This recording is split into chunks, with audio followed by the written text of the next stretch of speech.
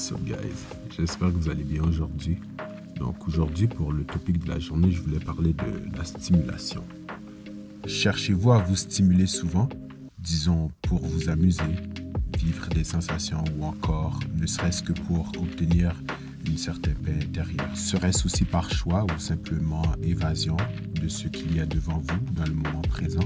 Peu importe les motifs qui vous poussent à vous stimuler, restez avec moi jusqu'à la fin de la vidéo afin qu'on puisse observer la stimulation en tant que telle et n'oubliez pas de aimer la vidéo, partager et commenter. Sur ce guys, je vous dis à plus. La stimulation. Qu'est-ce la stimulation? Dans le fond, la stimulation, c'est tout ce qui vient solliciter nos sens, notre esprit ou ne serait-ce que notre attention, tel un voyage qu'on a fait, être dans un état second dû à une certaine substance illicite ou ne serait-ce qu'une sortie entre copains. Quant à eux, les scientifiques désignent la stimulation comme toute influence externe ou interne qui déclenche nos récepteurs sensoriels ou nos fonctions cognitives du cerveau, par exemple. Dans certains cas, la stimulation vient activer la dopamine. C'est un neurotransmetteur du plaisir et de la motivation. Mais en réalité, cette stimulation ne serait-ce pas une distraction? Et si oui, de quoi nous détourne-t-il? Et surtout, est-ce possible de s'en défaire? Certaines personnes vivent de stimulation qui vont les donner une bonne sensation. Pour la suite, voudront revivre ces sensations. Et dans certains cas, ils ne pourront même pas revivre directement ces sensations-là, comme ils ne seront pas présents. Ils chercheront donc à revivre ces sensations en mémoire. Ces stimulations qu'ils ont eues jadis, ils chercheront à les revivre à travers la mémoire. Comme par exemple une personne qui a fait un voyage et que, à son retour, décide toujours de revivre ce qui lui a amené une certaine sensation, une certaine paix ou un certain détournement de sa vie quotidienne, disons qu'il ou qu'elle n'aimait pas vraiment.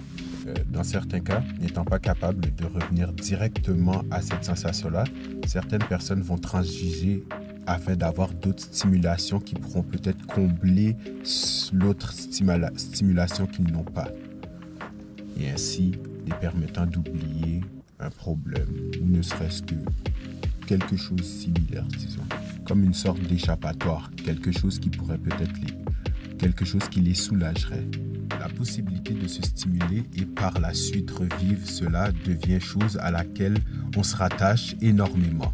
Et par la même occasion, on essaiera de remplacer l'expérience, la souffrance, le conflit qui peuvent faire surface. Et à ce moment-là, c'est là qu'il peut y avoir douleur enfouie. Dans ce genre de cas spécifique, il est une distraction, car il nous détourne d'une douleur, d'un vide, d'une sensation autrefois vécue.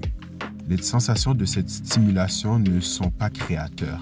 C'est une pensée statique figée ramenant les sentiments du passé. Tant et aussi longtemps que nos actions sont suivies de cette idée créée par la sensation de la stimulation, il y aura toujours illusion, conflit ou autre, puisque par la suite, on s'attardera à ces pensées-là, à la mémoire, afin de revivre ce qui fut autrefois.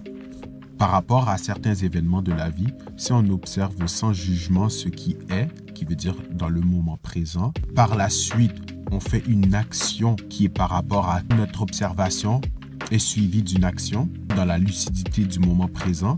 À ce moment-là, on est beaucoup plus connecté à la situation en tant que telle, puisqu'on a pu voir la situation sans jugement pour ce qu'elle était et ainsi agir en conséquence. Dans ce cas-là, on ne répète pas en continu une pensée piégée dans la boucle temporelle.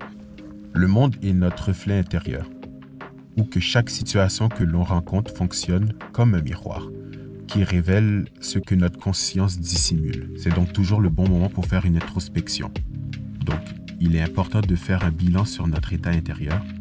À travers nos observations se dévoileront plus en plus de sensations que la stimulation a créées autrefois. Donc on peut dire que la stimulation est partout, autour de nous.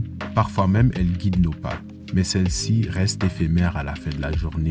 Dès le moment qu'elle est là, elle devient automatiquement du passé, tout comme les émotions, tout comme la pensée.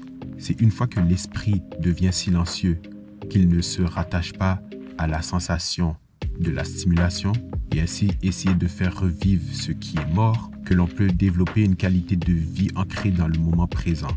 Donc savourer vraiment chaque moment de la vie et grandir en connaissance de cause dans cette lucidité du moment présent. En conclusion, on peut dire que la stimulation est omniprésente dans notre société ou partout dans le monde. Elle a le pouvoir de nous détourner, de nous solliciter, de nous distraire, mais à la fin de la journée, la stimulation reste toujours éphémère. Elle peut engendrer un besoin, une dépendance. Elle peut engendrer le besoin d'un renouveau, donc qui veut dire que certaines personnes pourront transiger vers une autre stimulation afin de combler le vide d'une autre stimulation.